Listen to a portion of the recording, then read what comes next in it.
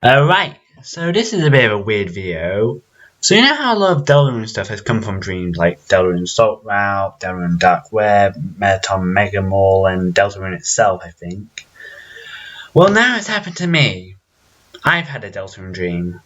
Of chapter 7, nonetheless. Anyway, the dream started, and the first interesting detail was I wasn't playing as Kris. I was instead playing as Frisk from Undertale, with the sprites completely the same and everything. I would assume it was due to the soul being separated from Kris and manifesting in its original vessel, but I don't really know. Anyway, the next big detail was I was in some literal dark world, like everything was made of like different shades of black. And I wasn't in like a normal dark world as Frisk, and the menus were the same as Undertale and the light world versions of the menus and stuff. Anyway, Frisk was standing on these weird like platforms suspended above a pit that descended into darkness.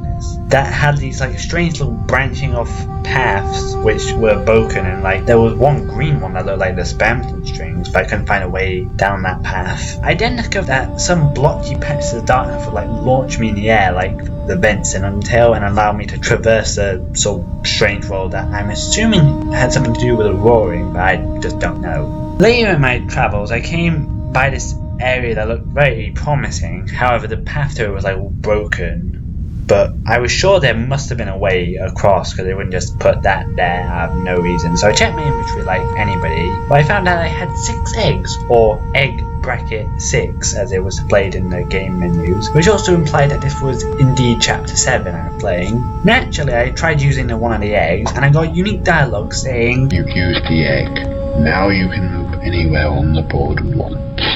And like I said, I was able to literally walk across the pit, which is most likely how I was supposed to get to the Spamton area from earlier. And also the dialogue sort of confirms the chest theory, which is kind of cool. Anyway, in the next room was this really creepy area with these purple eyes darting back and forth on the walls across like this bridge, and they were all like mumbling and chattering to each other, but I couldn't like make out what they were saying, if they were saying anything at all. And as I made my way down the boardwalk, the eye got like faster and more erratic and louder and more incomprehensible until I made it to the next room, and then suddenly everything went quiet, like there was no background noise or anything.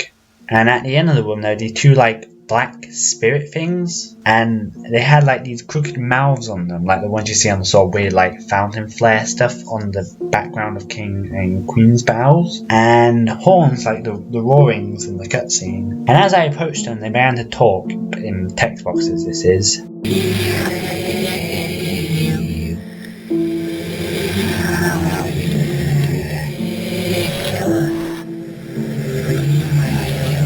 Then they disappeared, only to reappear behind Frisk, now as like one entity with like limbs, a tail, a sort of dinosaur tail, not like a furry tail, and noticeable chonk, which I would assume is the result of 2 entities' combined body mass. Anyway, height-wise, they were the same height as Susie, maybe a little taller or smaller, I don't know. And then the dream ended there, most likely before the secret boss began.